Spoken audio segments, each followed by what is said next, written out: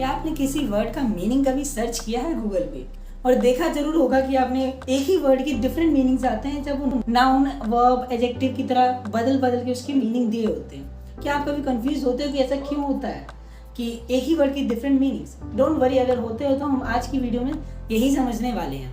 So hello friends, welcome to our channel Alvec. I am Aditya and today we are going to learn in today's video the correct pronunciation of all parts of speech as well as short definition of all parts of speech. और साथ में भी समझेंगे आखिर parts of speech होता क्या है और क्यों हमें इसकी जरूरत पड़ती है जब भी हमें वोकैबुलरी और किसी वर्ड को यूज करना पड़ता है। तो आइए बिना डिले किए शुरुआत करते हैं सबसे पहले पॉइंट से कि पार्ट्स ऑफ स्पीच क्या होता है। सो पार्ट्स ऑफ स्पीच कुछ नहीं होता। स्पीच मतलब होता है, स्पीच जो वर्ड है वो स्पीक से आया है। स्पीक जो भी चीज़ आप बोलते हो, तो हम बोलते क्या हैं? सेंटेंसेस बोलते हैं। हर सेंटेंस में होते क्या है? वर्ड्स होते हैं और हर वर्ड को एक कैटेगरी दी गई है। सारे वर्ड्स को इन सिर्फ 8 कैटेगरी में बांटा जाता है। कोई भी वर्ड ऐसा नहीं बचता है जो इन 8 कैटेगरी में ना आता हो। बस एक कैटेगरी है जो कि आर्टिकल वाली कैटेगरी है जो इनके अंदर नहीं आती। इनडायरेक्टली वो पार्ट एडजेक्टिव का ही होता है। ओके, तो आज की वीडियो में हम सबसे पहले ये समझते हैं कि इनके करेक्ट प्रोनाउंसिएशन क्या होता है और उनकी एक शॉर्ट डेफिनेशन। सबसे पहले हम शुरुआत करते हैं जो कि पहला पार्ट ऑफ स्पीच है वो है नाउन। तो नाउन की जो डेफिनेशन आपने आज तक हम बहुत गलत डेफिनेशन पढ़ते हुए आए, जो कि noun is a name, place और thing. This is a half definition. ये सिर्फ हाफ डेफिनेशन है। कैसे है वो आप नेक्स्ट वीडियो में जानोगे। तो अभी हम एक ऐसी डेफिनेशन लेते हैं जो हमेशा काम करेगी और हर जगह काम करेगी। That is naming word.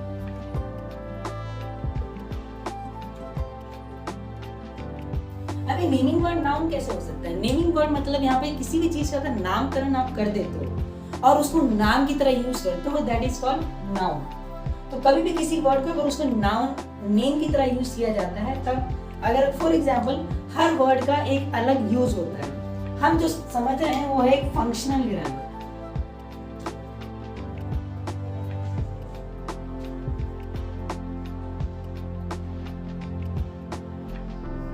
Functional grammar ये एडवांस ग्रामर होती है जिसमें हम बात करते हैं फंक्शन की बेसिस पे ग्रामर की।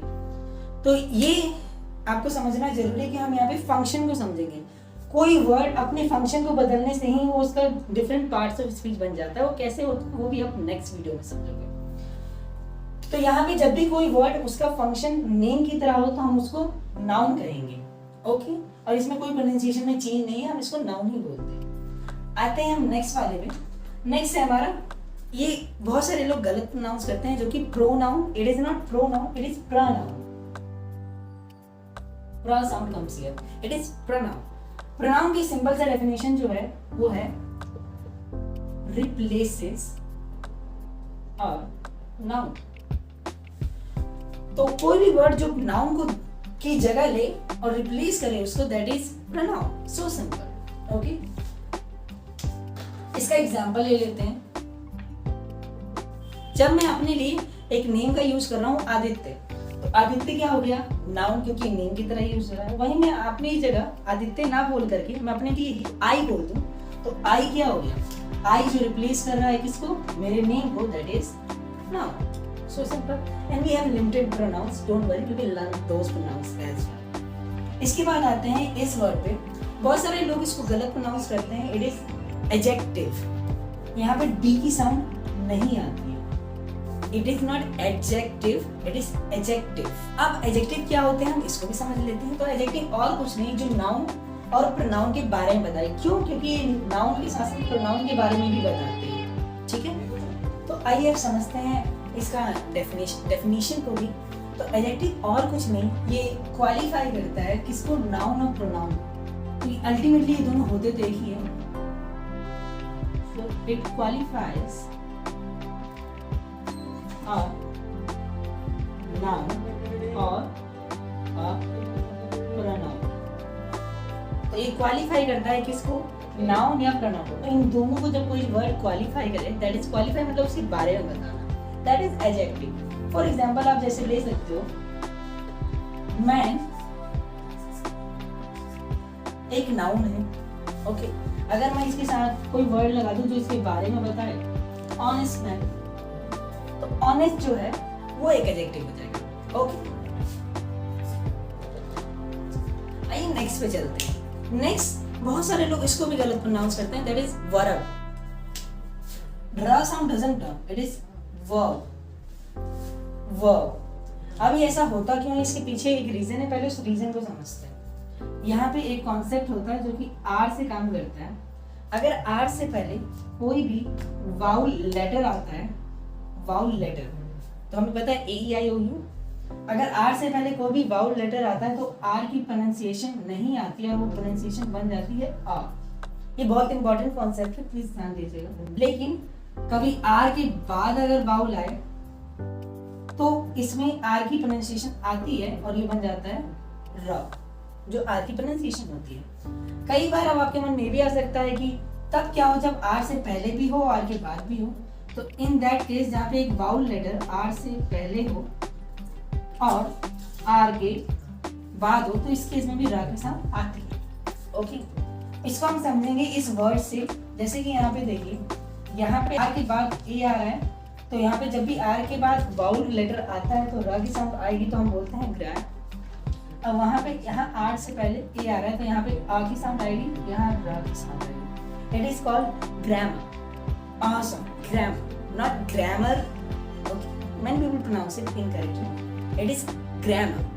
Okay, this is very important concept. Please make a note of it. तो अब आप समझ गए होंगे कि it is verb। इसकी डेफिनेशन बड़ी सिंपल सी है, वैसे तो ये अधूरी बता रहा हूँ आपको। It is action words। कोई वर्ड जो एक्शन को रिप्रेजेंट करे, that is verb। वैसे तो इसके साथ साथ एक्शन के साथ डूइंग और हैपनिंग भी आता है। वो क्या होता है, जब हम वर्ब समझेंगे तब उसके बारे में बात करेंगे। अभी के लिए आप मान के चलिए कि जो भी वर्ड जो एक्शन हो, कोई भी काम होते को बता दे, दैट इज वर्ब। तो किसी भी वर्ड का फंक्शन जब एक्शन को शो करे, so that is verb. Okay, next that is adverb. So adverb again यहाँ पे देखिएगा वर्ब आ रहा है, तो यहाँ पे वर्ब नहीं होगा, एडवर्ब।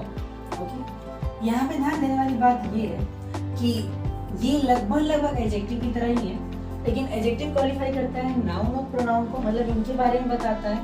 वहीं पे एडवर्ब जो होगा वो क्वालिफाई करेगा किसको, इट क्वालिफाइज किसको, पहला तो वर्ब जो इनको छोड़ दो, इन दोनों को छोड़ के कौन कौन सा, वर्ब, एडजेक्टिव और अपने आप को भी ये क्वालिफाई करता है, दैट इज एडवर्ब। इनके अलावा ये प्रपोजिशन, कंजंक्शन और इंटरजेक्शन को भी क्वालिफाई कर सकता है, लेकिन देखा ये जाता है कि ये इन तीनों को मोस्टली क्वालिफाई करता है और इनको भी कर सकता है। ओके, तो ये काम करता है इन वर्ड्स को, जो एडजेक्टिव इन दोनों को क्वालिफाई करता है, तो इनको छोड़ के जो भी वर्ड है उनको एडवर्ब क्वालिफाई करता है। बट मेनली देखा जाता है एडजेक्टिव, वर्ब और प्रपोजिशन के साथ। हम इसको डिटेल में समझेंगे, डोंट वरी। ओके, क्वालिफाई मतलब होता है उनके बारे में बताना। आइए एक एग्जाम्पल समझते हैं। फॉर एग्जाम्पल, सिंपल जो हम सब जानते हैं, कुछ क्वेश्चन वर्ड से आप पहचान लेते हो एडवर्ब कौन से होते हैं। फॉर एग्जाम्पल हाउ, तो वर्ब के बारे में बता रहा है कि कोई काम कैसे किया जा रहा है, तो कोई भी वर्ड अगर हाउ का answer they, that is adverb. कोई आंसर व्हेन का, कोई वर्ड व्हेन का आंसर दे, मतलब टाइम का, सो अगेन एडवर्ब। कोई वर्ड वेयर का आंसर दे, तो अगेन एडवर्ब। हम समझेंगे इसको और अच्छी डिटेल से बाद। आइए प्रेपोजिशन को समझते हैं। प्रेपोजिशन और कुछ नहीं, एक बार पहले प्रोनाउंसिएशन को समझते हैं। बहुत सारे लोग इसको प्रीपोजिशन बोलते हैं, जो कि इनकरेक्ट होता है। It is preposition, it is not preposition, it is preposition. Okay, preposition का काम कुछ और नहीं होता है, रिलेटिंग वर्ड की तरह काम करता है। रिलेटिंग वर्ड मतलब ये पोजीशन को रिलेट करता है इससे पहले और बाद वाले वर्ड को, और हर टाइम आप ये जो सिचुएशन के अकॉर्डिंग चेंज होता है। आइए इसको एग्जांपल से समझते हैं। एग्जांपल से समझते हैं कैसे प्रीपोजिशन अपना इंपॉर्टेंट रोल प्ले करता है और रिलेट करता है। फॉर एग्जांपल यहाँ एक सेंटेंस है, she went to her. Preposition कहीं पे कोई परफेक्ट नहीं होता है, सिचुएशन के अकॉर्डिंग चेंज होता है। आप चाहो तो यहाँ पे टू हटा के आप लिख सकते हो शी वेंट फॉर हर। तो टू हर मीन्स उसकी तरफ, फॉर हर मीन्स उसके लिए, शी वेंट विद हर, वो उसके साथ गई। She went towards her, she went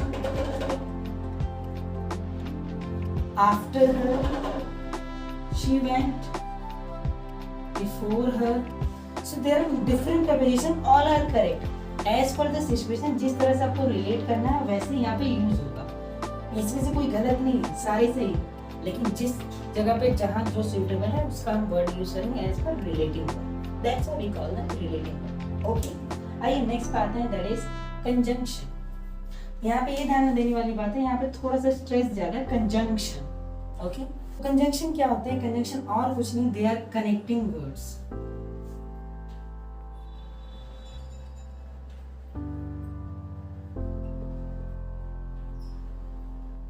अभी तक हमने उन वर्ड्स को देखा जो नेम को बताते हैं, जो नेम को क्वालिफाई करते हैं, वो वर्ड जो एक्शन को बताते हैं, वो वर्ड जो एक्शन को क्वालिफाई करते हैं, अपने आप को क्वालिफाई करते हैं और किसी की क्वालिटी को भी क्वालिफाई करते हैं, वो वर्ड जो रिलेट करते हैं.